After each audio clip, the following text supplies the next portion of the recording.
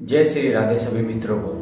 तो आज की वीडियो में हम जानेंगे कि एक जन्म से मृत्यु तक हमारा जीवन किस प्रकार चलता है और जीवन में हमें क्या क्या सुधार करने चाहिए, इस विषय पे चर्चा करेंगे। तो सबसे पहले अपना जीवन स्टार्ट होता है गर्भावस्था से। जब हम माता के गर्भ में होते हैं तो बहुत ही कष्ट और पीड़ा प्राप्त करते हैं। तो भगवान से हम प्रार्थना करते हैं, हे प्रभु हमें इस नरक से बाहर निकालिए, तब हम आपका भजन करेंगे और इस संसार सागर में वापस नहीं आएंगे। लेकिन 7वें महीने में उसकी चेतना जागृत होती है शिशु की गर्भ में। उसके बाद में जैसे ही गर्भ से वो बाहर आया, उसकी चेतना छिन्न भिन्न हो गई, वह सब कुछ भूल गया।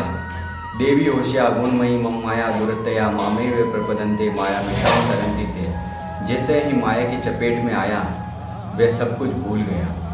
वापस उसका बचपन खेलकूद में निकल गया। जवानी आई, यौवन अवस्था आई तो वे व्यभिचार में उतर गया।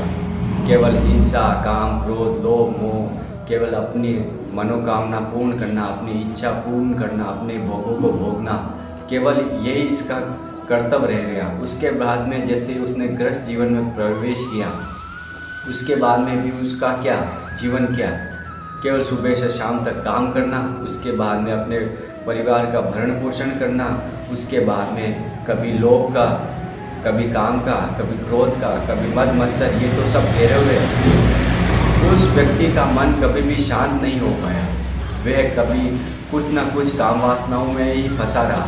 हर समय उसका चिंतन काम के विषय में, क्रोध के विषय में, लोभ के विषय में, मोह के विषय में और केवल धन प्राप्ति के विषय में वह इधर उधर भागता रहा। अब आ गया उसके सामने बुढ़ापा। बुढ़ापे में अब व्यक्ति बहुत ही कष्ट पाता है। जैसे उसकी छोटे बालपन में जो अवस्था थी, वही अवस्था उसकी वापस आ गई।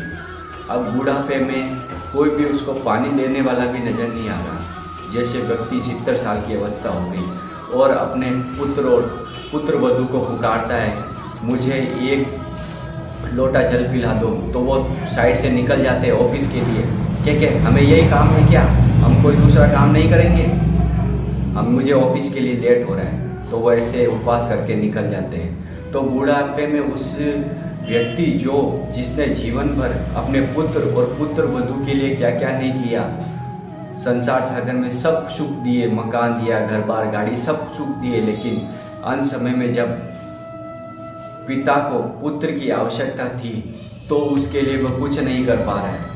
क्योंकि ये संसार सागर माया रचित है। इसमें केवल आप माया में फंसने के कारण आप सोच रहे हैं ये संसार सत्य चल रहा है, लेकिन इसमें कोई भी सत्य नहीं है। जबकि आपके जो पुत्र सगे संबंधी हैं वो भी आपसे बुढ़ापे में दूर भागने लग जाते हैं। वो कोई भी आपकी सेवा नहीं करना चाहता। उसके बाद में हो गया आपका अंत समय। जैसे ही आपका अंत समय आया, आपको भयंकर पीड़ा हो रही है, भयंकर वेदना हो रही है, लेकिन उस समय आपका स्मरण होना चाहिए भगवान श्री राम का, भगवान श्री कृष्ण का। लेकिन आप अपनी केवल जो आपने बिल्डिंग बना रखी है, आपकी धन संपत्ति है, उसके बारे में आप चिंतन करोगे। अपने परिवार, सगे संबंधी, उनके बारे में चिंतन करोगे, लेकिन आपको प्रभु का स्मरण, श्री राम का स्मरण नहीं होगा।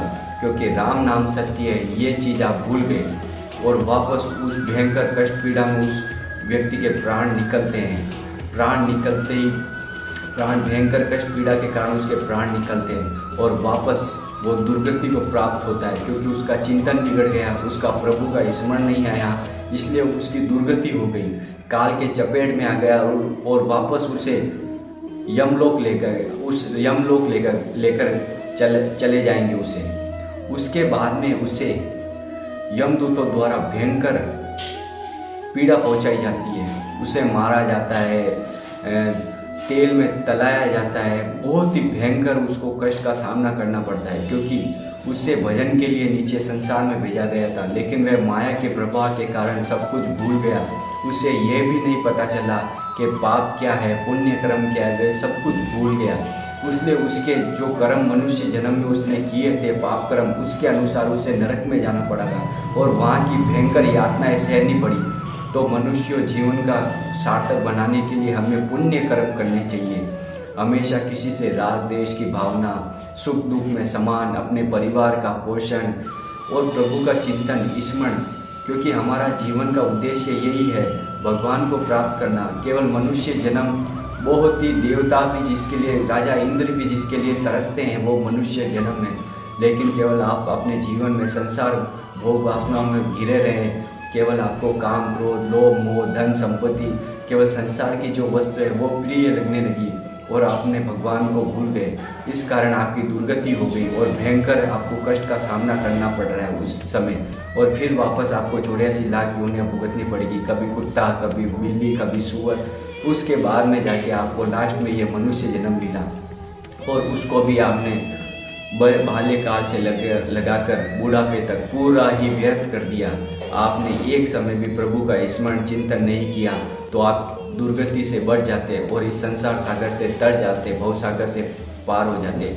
आपको ये वीडियो कैसा लगा जरूर बताएं कमेंट करके, और चैनल पर नए हैं तो चैनल को सब्सक्राइब कर दें। राधा वल्लभ श्री हरि।